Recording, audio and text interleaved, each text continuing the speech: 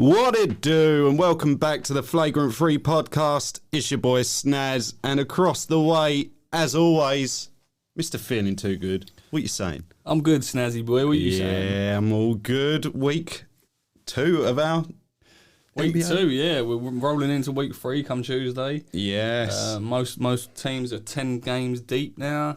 Ugh. The season's flying. Looks a lot different from last week. Yes, it does. So on today's episode, we're going to be talking about the most improved players heading towards the start of the season. Who we've got a new segment this week. New segment. You ready so for that? we're going to get on that very soon. We'll keep that tucked until it's time. And then we're going to finish it all up with Dunked or Denied. But first, let's talk about East and West. Give me your top team in the East right now. Well, you can't not say it's the Sixers right now. Absolutely not, man. They're on a 6-game win streak. Four-game wins in the last week. Yeah. Yeah, they're killing it, man. I mean, a couple of games. I think the game without Portland, no Joel Embiid, no Tobias Harris, smashed it. Tore Portland's pieces. It's a team that shouldn't be winning with everything that's going on out off the court, on the court. They shouldn't be winning, but they're managing to find a way, and they're killing the East at the moment. And the East is probably the tougher out of the two conferences this year, I would say. It's definitely tighter in the East than the West. Yeah. Competition-wise, it's yet to be decided, but the amount of talent in the East is a lot tighter than in the West right now. Yeah. Yeah, absolutely. So for Philly to be dominating the way they have done, I mean, they've got two wins over the Bulls. Obviously, the Bulls were steaming in the last 2 games. They beat Portland. They're really putting the work in, and it's Seth Curry's having a phenomenal year. Oh, mate, he's not just a catch and shoot player anymore, and this is a guy that was on the cusp of being out the league a couple of years ago. Yeah, when he was bouncing around the league, managed to find a place in Philadelphia, and it's looked good for him. The past couple of years, he's been a catch and shoot guy. Not really much to him, but coming off the dribble now, he looks very promising. Yeah. Not up to Big Brother standards, but man, he's looking good. His game's totally different. And what an option to have for the Sixers. I mean, let's talk about the last second shot, the game winner against the Bulls. Joel Embiid absolutely crushing the Bulls last second and then waving off the fans. The dagger. Goodbye. Yeah. Man, really fun team to watch against all odds. Really, really fun team to watch. It is, especially with like we said, with such uncertainty with what's going on in their locker room or with Ben Simmons, etc. It's good to see them pull together. And I did say obviously it would go one or two ways. Either they'll fall apart completely, or they'll pull it in. Yeah. And they were never going to be like middle of the pack. They were either going to completely fall apart. Yeah. Or do what they've been doing. And obviously we are only 10 games in, but it's still good to see them pull it out. I mean, if they get, at this point, if they get, a top 30 playmaker in the league for Ben Simmons, it'd make them better. It would work, yeah. I think if you bring in another star component, it may disrupt what they have going on at the moment. So if you bring in that role player and a guy that can control the ball and shoot well, I think you complement the team more than disrupt the camaraderie and all of that that's going on behind the scenes. Yeah. West, Golden State. Yeah. Golden State all day.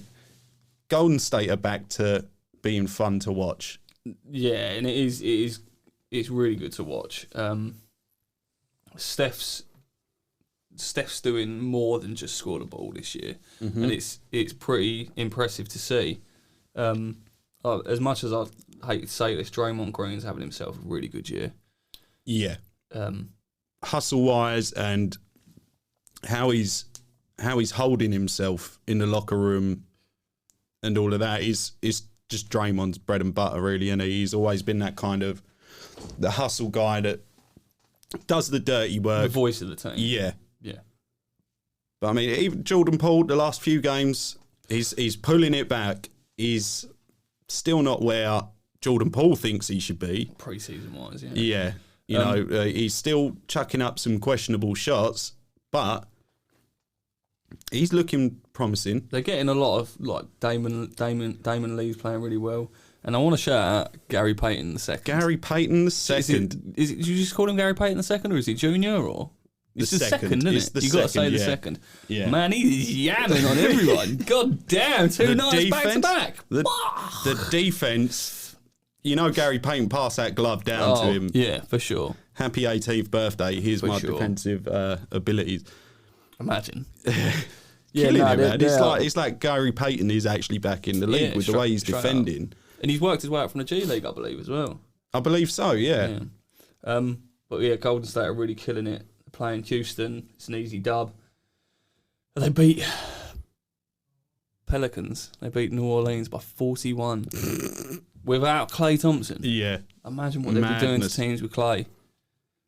Do you know the last time Klay played a game? Jimmy Butler was on the Sixers. Kawhi Leonard was playing for Toronto. Man, this is madness. This is madness. Yeah. And we're going to see him this year. Yeah. When do you think? I mean, they're saying January. Well, actually, I think they're saying Christmas, but I think general consensus is he's not going to be back till January. I think the smarter option is to wait out till January. I mean, there's no point in him. Without him, isn't there? Yeah, there's no rush. Yeah, without being horrible, just take your time and come back, kid. We're killing it without you. Don't rush it back where you get another setback kind of thing. Yeah. I know he's eager to get back on the court after being snubbed from the 75 team. And I wouldn't be surprised if Steve Kerr brings him off the bench the first few games just to minutes restriction. Get back on the floor, get a groove. Because you're not playing scrimmage anymore. This is your proper league games now.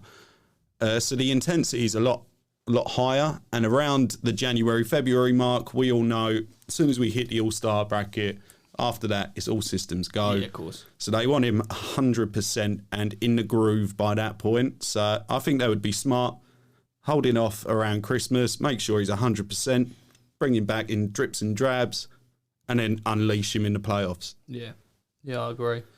But it'd be great to see him back out there. I mean, it's just going to space the floor that extra bit more. And Golden State's ball movement's just impeccable already. Yeah. So with him out there, it's going to be next level. Yeah. Andrew Wiggins is having himself a good year. Yeah, not a great year, but a good year. You know, like the blimp. Yeah. He's having himself. He complements the team really well so far. Obviously, with all the uncertainty before him getting a vaccine, etc. Yeah. But now he's out there. He's doing well, shooting good from three, shooting well overall. He's mucking in on both sides, man. He's doing well. Exactly that. And it's nice to see Wiggins on a winning team and playing a good part in that. Yeah. Not necessarily a big part. He's not really a guy we gravitate to talk about when you talk about the Golden State. It's normally Steph, Klay, Draymond. Yeah, of course. But you are going to get your big nights out of him here and there. I mean, he's very capable of putting up 40 in certain places. You never know when that's coming, but he can do it. No. So, in the West End, who else do you like? Team-wise? I mean, the Utah Jazz have got it going on at the moment. But this is the standard. This is standard Utah Jazz. They've got a great flow going on, like jazz music every now and then. Mm-hmm. Hey. But they're not having to lean on Donovan at the moment. No, I think he sat out two games last week. I know, sprained ankle or whatever it was. And they're not playing Connolly on back-to-backs, I think. Yeah, I mean, Conley's too old to be 33 now, to be doing all of that jazz. But 34.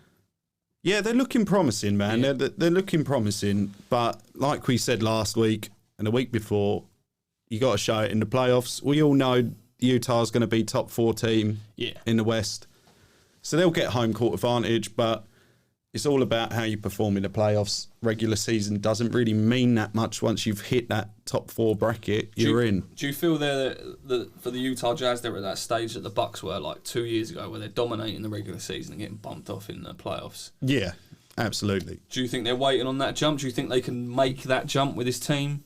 Or do you feel like the Bucks made the jump with the team, 1 or 2 minor tweaks, obviously bringing in Drew Holiday for Eric Bledsoe, PJ Tucker and that. They've made a couple of tweaks this year. They've got Whiteside. Which was an odd fit. It's working, though. It is working, but Whiteside's when they signed him, I wasn't overly convinced that it would work. They proved me wrong. They also got... What was his name? Oh, no, that wasn't them. I'm thinking of Portland with... from the Cavs? The dunker? Larry Nance Jr. Yeah, that was Portland that picked him up, right? Yeah. Yeah. All right, my bad. But they've added Whiteside. Joe Ingles, obviously, is in the starting lineup when Donovan's out, which is always Bance. Do you think they can make that jump to, obviously... they've got all the pieces there.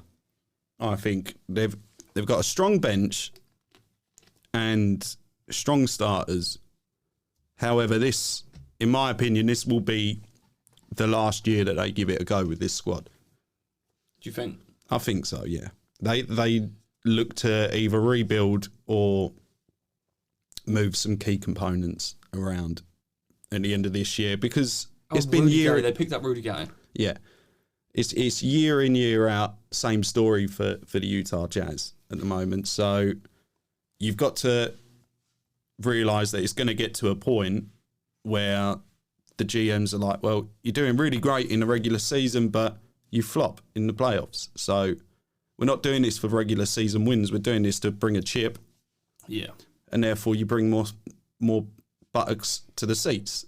Yeah. You know what I mean? I mean, Utah's always going to be a packed house, no matter what. But imagine bringing that chip home to Utah. Yeah, especially for the Donovan and Rudy Gobert, who drafted and traded. Up. Yeah. You know, for them, it would be just like watching. You know what's really frustrating about this is they were both drafted by Denver. One traded. And traded. Draft night. Yeah. It's because Denver and Wang. What was the last good draft that Denver actually picked? I mean, you can't call Jokic good. It was luck.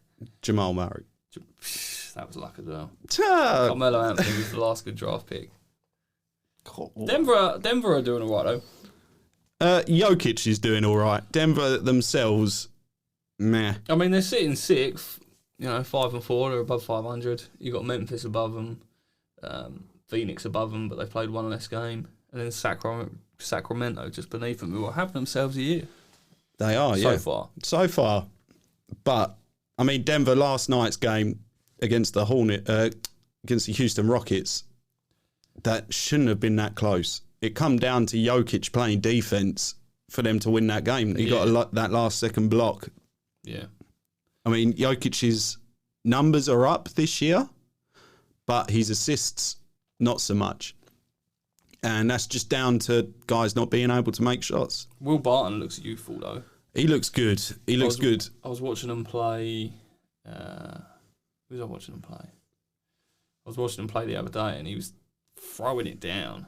Yeah, he's always had bounce in him. But I thought after his last injury, he might...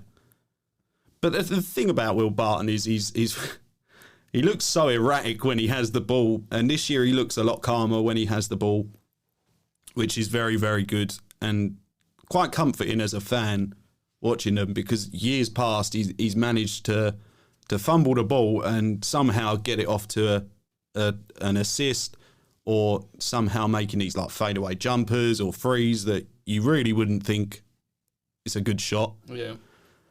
But I mean, Michael Porter Jr. needs to step up. He's on a max contract, so he definitely does need to step up. We spoke about that last week. Yeah.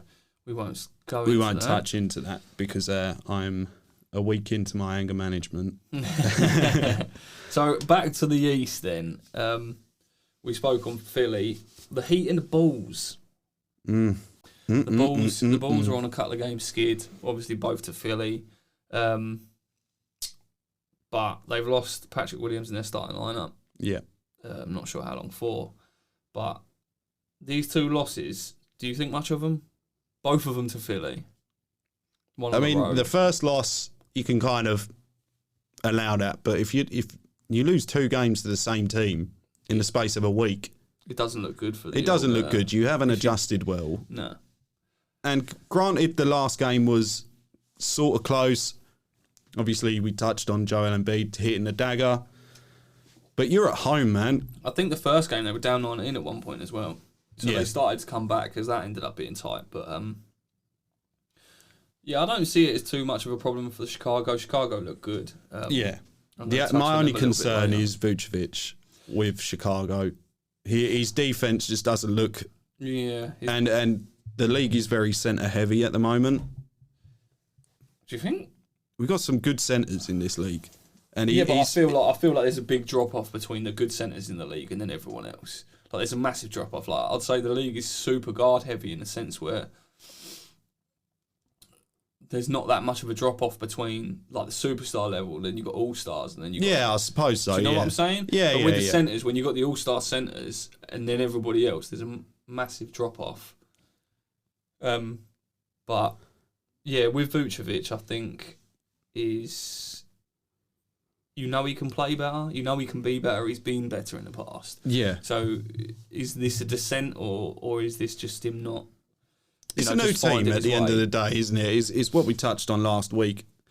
Pretty much everyone in that starting 5 is new to the team or new to their teammates. So and I think Zach LaVine's doing a good job of putting his ego to the side and running with these, running with DeRozan and letting DeRozan play his game and letting Alonzo play his game. I think. And it has been... The numbers don't reiterate it, but I think Lonzo's having a fantastic year. He looks phenomenal. He looks so good. He looks so good that Joel Embiid tried to knock him out last night. Oh, mate, if he connected with that... He got teed up for that as well, didn't he? Yeah, of course. They hugged it out and that, but, I mean, Chicago are looking good. DeRozan's taking most of the last second possessions, which I think just complements what you said about Zach LaVine, taking that step back, like taking his ego out of the game and allowing this guy, who is quite good in the clutch, to come through for the team. And, that we're 2-3 weeks in, and that just looks like such a solid team, and they look like they've played together for at least 2-3 seasons. Yeah. And we're 2-3 weeks in. Yeah. Which is excellent. I like them. Like I said, the league's better when the ball's about. Yeah. And Miami took a bad L to Boston. That wasn't... Boston aren't exactly a great team right now. So that didn't look good, but they beat the Jazz last night, and we all know how good the Jazz are. So I'm not too worried about them. They are a bit of an older team. Tyler Hero's doing his thing. The bubble boy, he's back. Man took another ticket to Disney. Yeah. He's back. Yeah. Kyle Lowry's playing his game. He's killing it. Jimmy Butler's... He's got to be up there in the MVP ranking. That brings me to the next part of the podcast. We're going to talk about the Eastern Player of the Week, which is Jimmy B. Mr. Buckets himself. Mr. Buckets. Big face coffee. He's averaging 24.4, 7 rebounds a game, and 5.1 assists with 2 steals. Yeah. Man. He's getting it done. He's also leading the league in win shares. Yeah. Yeah. He's a dog, and that's the only way you can put it. I think anyone that listens to the podcast knows how much we respect his game. Yeah, and you got to. I mean, the way he's come into the league, drafted to Chicago, and worked his way up from coming off the bench to 6th man to then leading the team and then moving on. He's just... Every team he's been to has benefited from him being on the team. Obviously, he's quite a bit into his career now, isn't he? He's about 33. 32, yeah. So he was drafted in 2011. So this is his 11th year. So I feel like if Jimmy was to not get a ring, I'd be devastated. I would be devastated because he's one of these. It's a bit like Allen Iverson back in the day, isn't it? Like you really want him to win. Yeah, man. And Jimmy, because he plays the game the right way with his heart.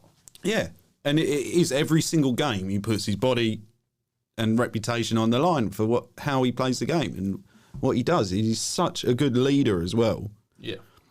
And I'm so glad that he found the environment best suited for him.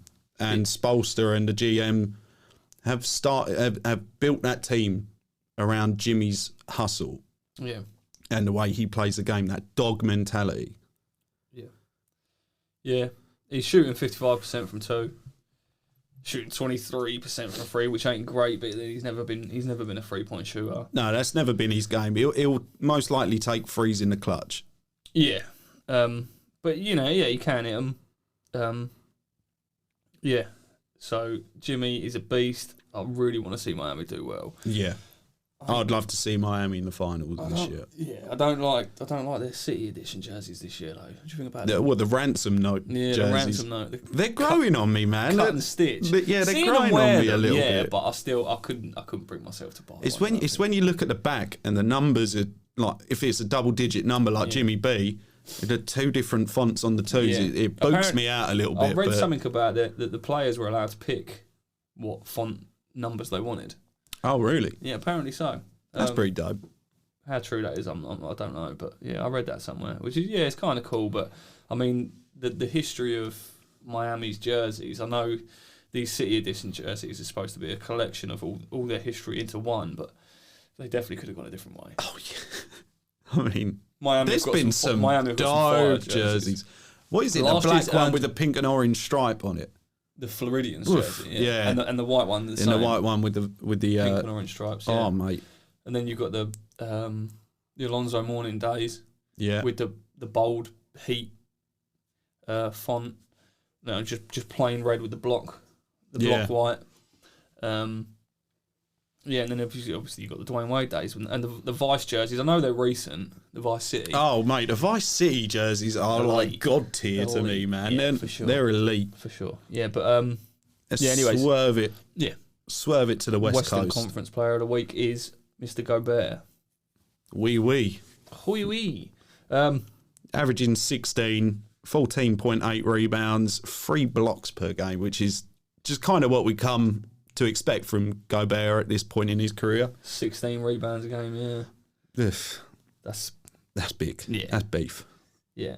I mean, as we said, the Jazz are the Jazz. They do these things. Yeah.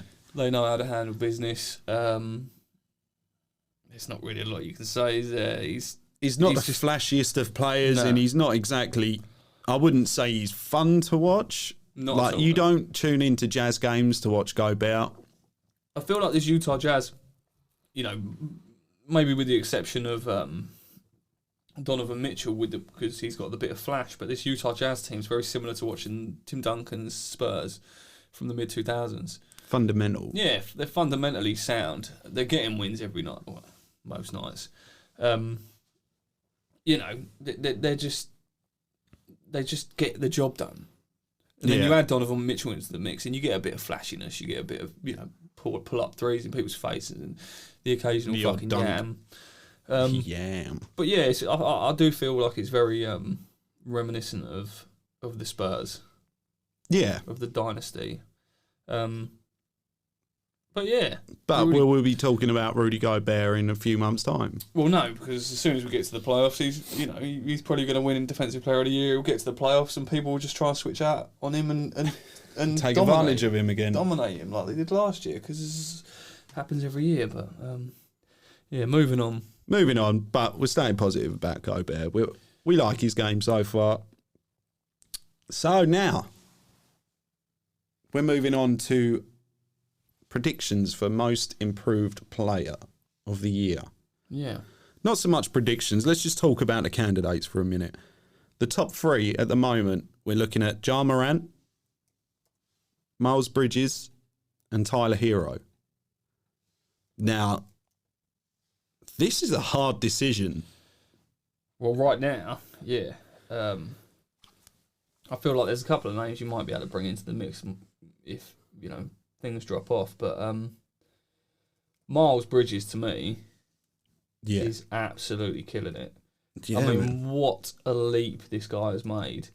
As you said last week, for someone like LaMelo to be running down the floor and have a forward that can cut to the rim or catch any type of hoop or chuck themselves back out to the corner three, and you can give it to them at any stage. Yeah, and you don't have to worry. It's not like, oh no, that's a bad shot. Oh, he made it. Okay, good shot. It's no matter what he takes, as long as it's a smart shot and it's not a rush shot, it's a good shot. He can hit from all angles on the court. Yeah, and he's just so exciting to watch. Yeah, this is what I like. I mean, obviously his percentages are a bit down because he's shooting a hell of a lot more. He's shooting almost 10 shots more a game. But he's he's 10 points up per game as well. So, you take the good with the bad, didn't you? Yeah, what's he on at the minute? I think he's 22.7. 22.7. And then 7 rebounds. Last year he was he was scoring 12 points a game. Jesus. So there's a big old jump. Yeah. Out of nowhere as well. And this is what, like with Ja Morant, I'll rate Ja. I love Ja Morant. I can't wait to watch him every night. But it is an improvement. It's a hell of an improvement. But it's kind of what you expected. Yeah. You know what I mean? Leading into the play-ins and then into the first round against the Jazz. It was against the Jazz, wasn't it? Yes. Yeah, it was the Jazz that knocked him off. You expected it. You expected him to make that jump. And I kind of, without disrespecting this award, but this award is below Ja Morant, I think. Yeah. He is more in an MVP kind of conversation than what he would be most improved for me. I think it's kind of like you can't be most improved player when you're top 3 draft pick and you've already made it to the playoffs carrying your team. Well, I mean, yeah, you can, but I mean, if you if you look at his numbers, for example, I mean, last year he was 19 points a game. This year he's 25, so that's a 6-point increase. He's shooting better. Last year he was shooting 44%. This year he's shooting 49%. He's attempting more shots. Obviously, same as Miles Bridges, it comes with the territory. And his assists are way up. No. 7 assists per game? Yeah, from last year's 7.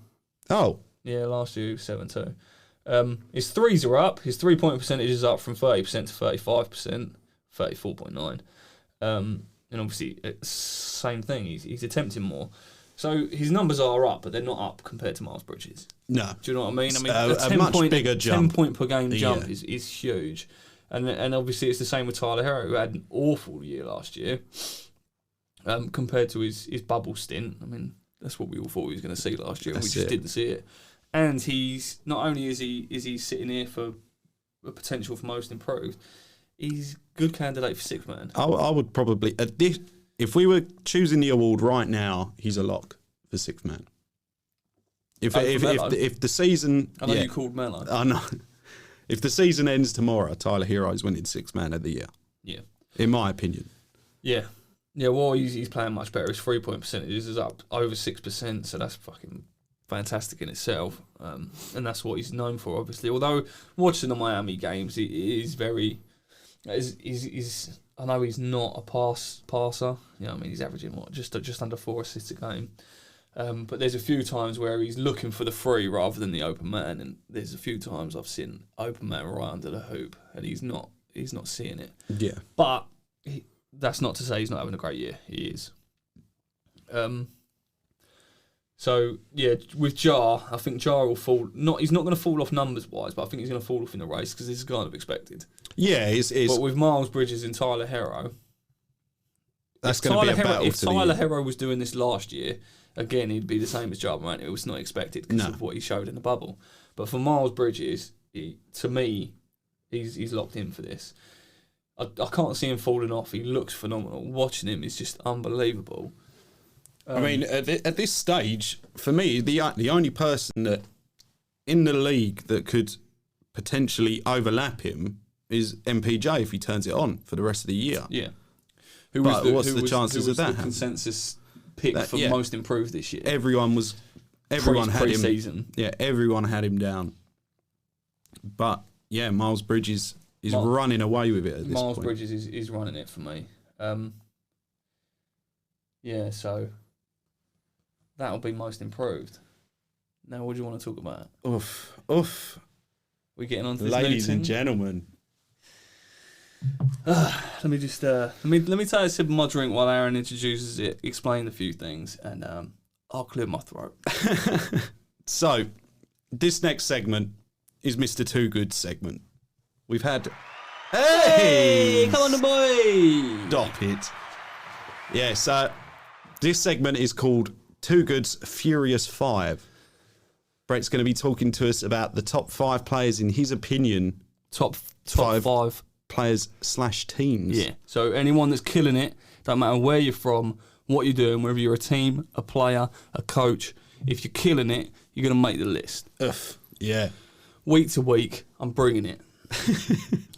So I'm going to see if we can come up with some sort of jingle to run in the background while I'm laying this out. But we're going to start. Feelgood's Furious 5.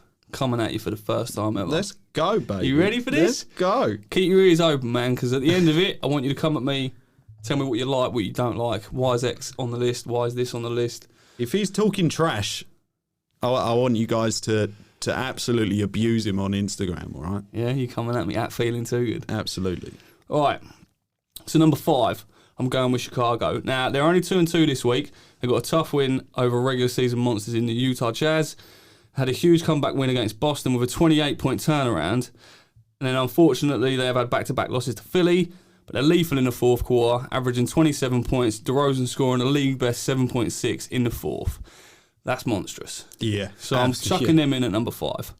Number 4, the boy, Paul George, from the Clippers, averaging 28.3 in the last week, 8.7 rebounds, 7 assists, 2.3 steals, on a 3-game winning streak. Now, 1 game's been against OKC and 2 games are against Minnesota. That does play into his favour, obviously, because they're weaker teams, but going forward, the schedule gets tough, so we're going to see if he stays on the list for next week.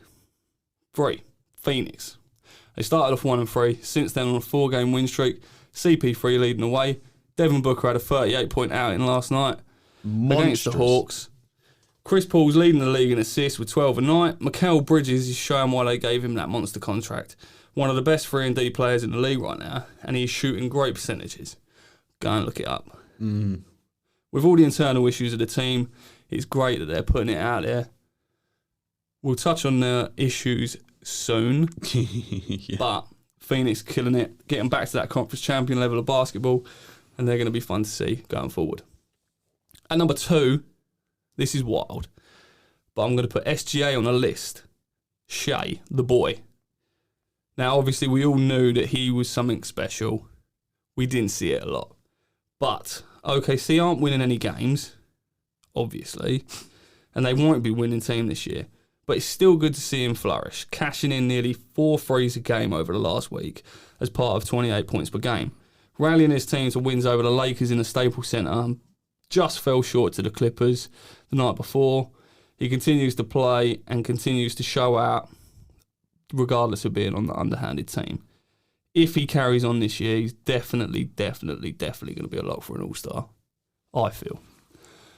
And number 1, Philly cheesesteaks. Oh.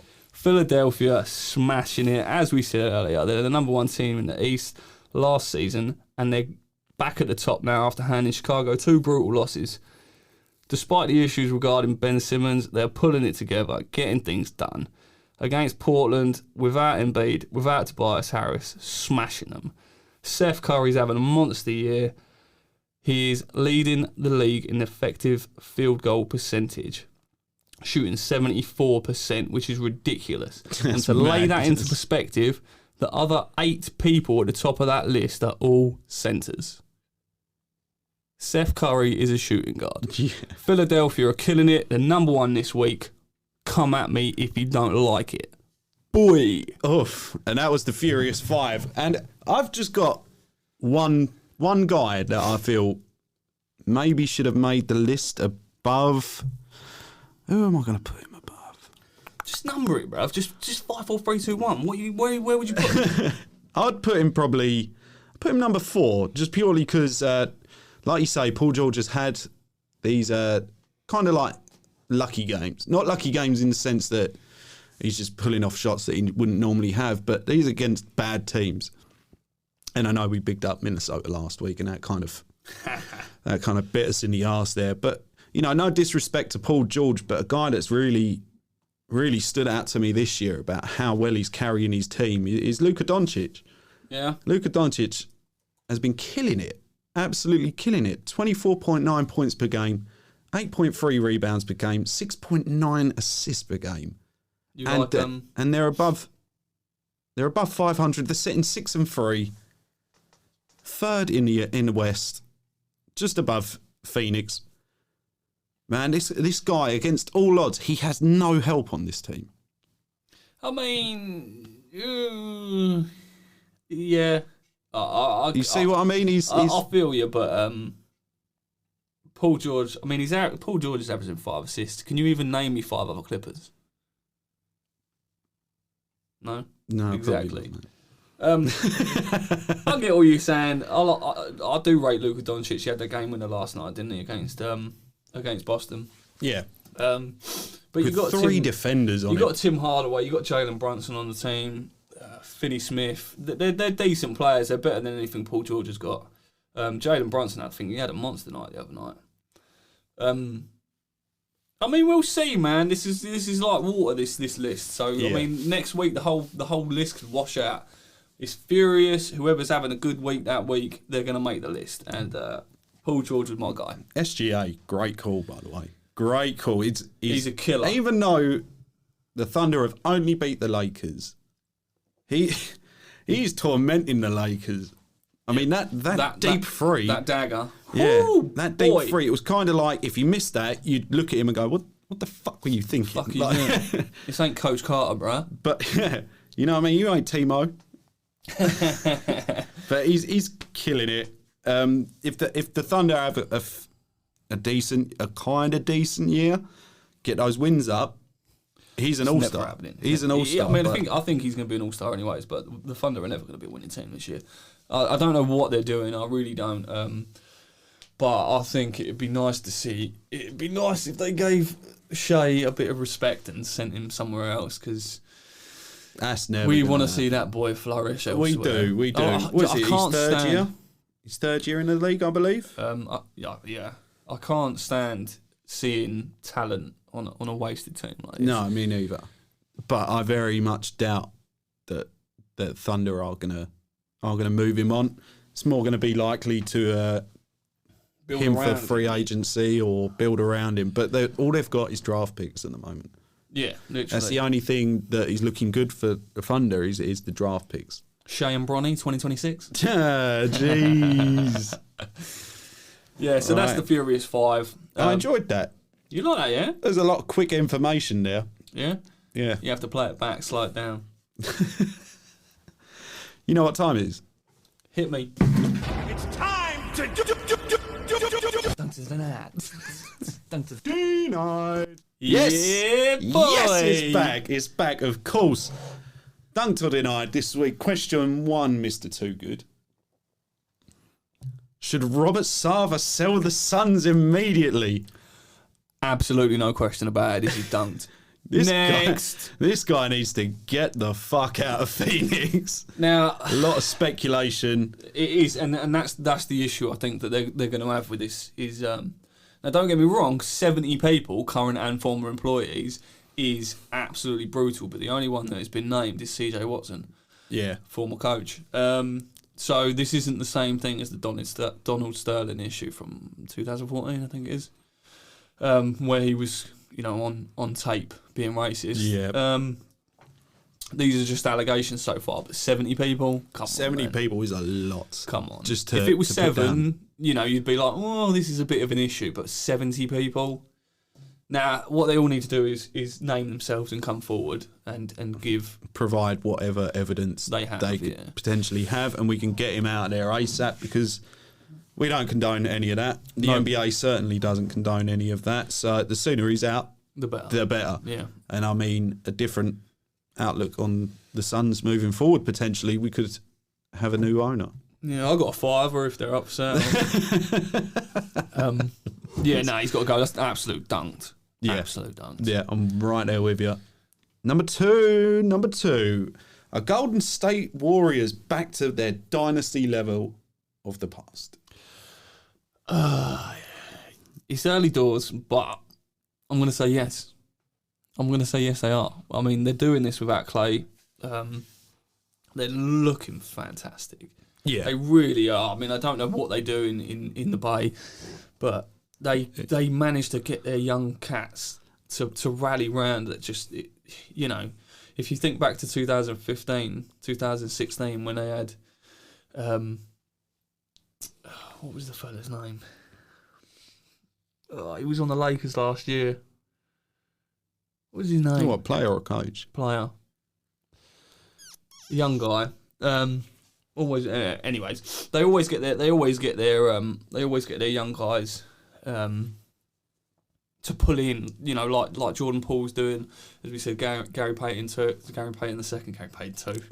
He might as well be. The sequel. Yeah. You got Kevon Looney there, who's he's doing what he needs to do.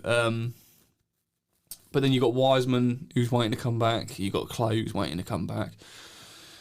Iggy looks fantastic. Iggy's got some pep in his step. Do you know what I mean? It's great to see. What we was alluding to last week. If you're happy where you are, you play a different game. Yeah. Yeah.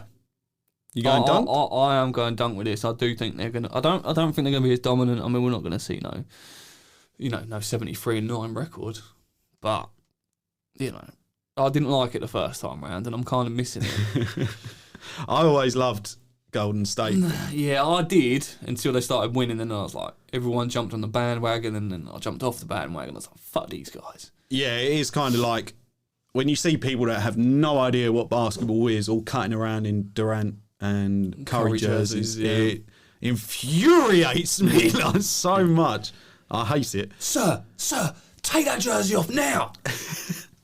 I mean, I'm kind of sitting right there with you. As long as the Warriors have Clay, Steph, and Draymond on their team, I think they're always going to be a threat to be that dynasty again. Yeah. None of them have really fallen off.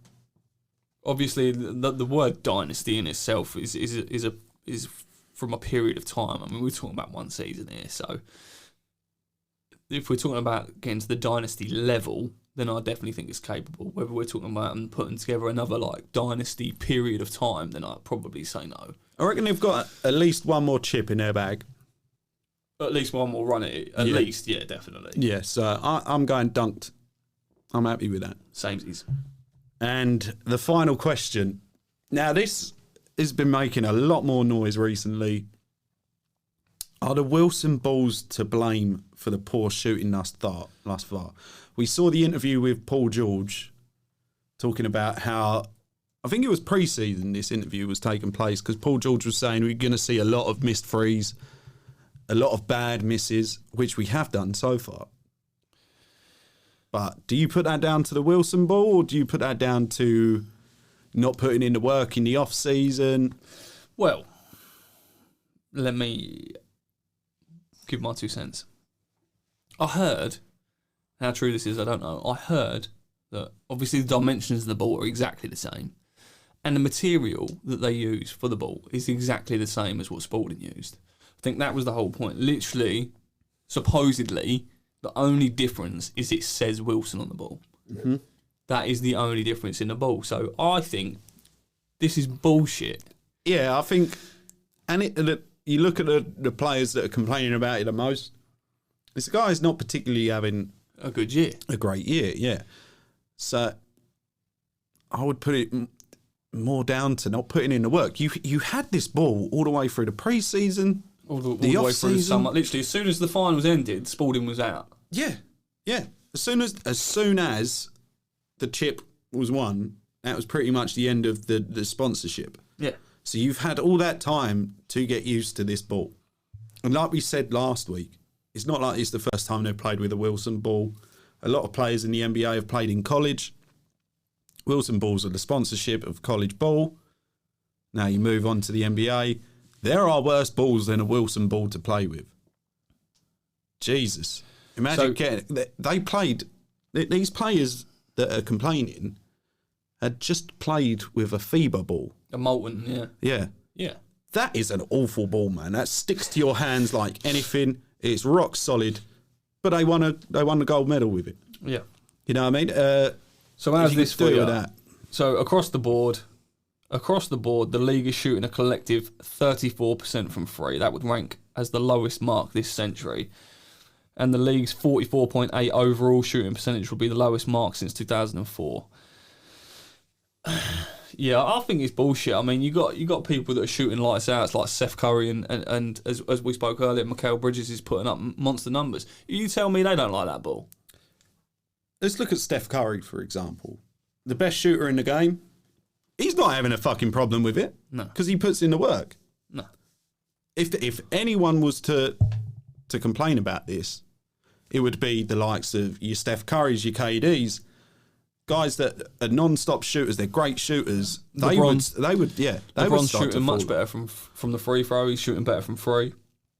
I've got here. Look, Anthony Davis is shooting 15% from free. Damian Lillard is shooting 23%. Bradley Beal's 24%.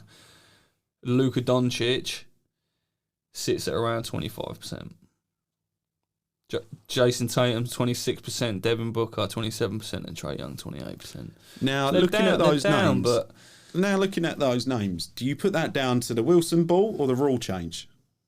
Yeah, well, this is it. Anthony Davis maybe not so much, but for Dame, Bradley Beal, Luka, Devin, Jason Tatum, Trae Young, they've all been on the. Now, at what point does the rule change then start getting into your head about how you release your shot? Mm. Because you can't, if you're crowded with the ball, you can no longer stick your leg out to get that foul. So they're shooting contested hard threes. Yes, they're superstar level shooters, but they're not taking the smartest of shots. Therefore, they're not going to be as successful because they're not being bailed out by the dumb foul calls. No. So I put it down to more. They're still adjusting. It's a new ball, yeah, I'll give you that. It's a new ball. You need to adjust to that. But you've had 3 weeks and the summer and the pre-season. Rule changes, yep, definitely. That caught everyone off guard. So that's going to change how you play the game and how you feel the court out and the ball out anyway. And it's just down to excuses and not putting in the work. So I'm fully denied on this. I don't put it on the ball at all. I put it more on work ethic. You can put it down to look. At the end of the day, you want to get straight about it. Put it down to the ball as much as you like, but the NBA have just entered a deal with Wilson. Ain't shit going to change. There's nothing. None of these players are going to do about it. They can bitch. They can go to the Players Association as much as they like. The Wilson ball's here to stay. It's exactly the same as the fucking Spalding ball. It's just got a different name on it. Exactly. It's not like when Spalding changed the composition of the ball. In 2006, something like that. You remember when they changed that funky weird ass ball? Yeah, cheese grater ball, pretty much. Yeah, shit. Yeah. This ain't the same thing. This is exactly the same. The ball's exactly the same. It's just got a different name on it. Whether it feels the same, whether it feels different to a Spalding, obviously I don't know. I'm not an NBA player, but stop your bitching. You're professional. Get out there, shoot the fucking thing. If it don't go in, it don't go in. If it does, it does. One thing I've learned from watching the NBA for so long, how long we have watched it, NBA players are very superstitious players. Yeah, absolutely. Sports people in general are quite superstitious. NBA players have their pre-game routines and all of that. If one little thing's off, then I'm going to have a bad game, and then it gets into their head. This to me just seems more of another new superstition that they can fall back on for having a bad game. Yeah. So fuck them. Fuck them, that's why. Yeah, I'm with you on that. I'm going denied. It ain't the ball. Yeah. Big up, Wilson. Give us a sponsorship. We ain't going to complain about it. Yeah, we'll shoot a rock. We'll get it in. Yeah, you know what I'm saying. Hey, And that is going to do us for this week. It's been your boys Snaz and Mr. Feeling Too Good on the Flagrant 3 podcast in partnership with Harman Coaching Systems. The boy. Train like an athlete, perform like a warrior. Peace out, players. Peace.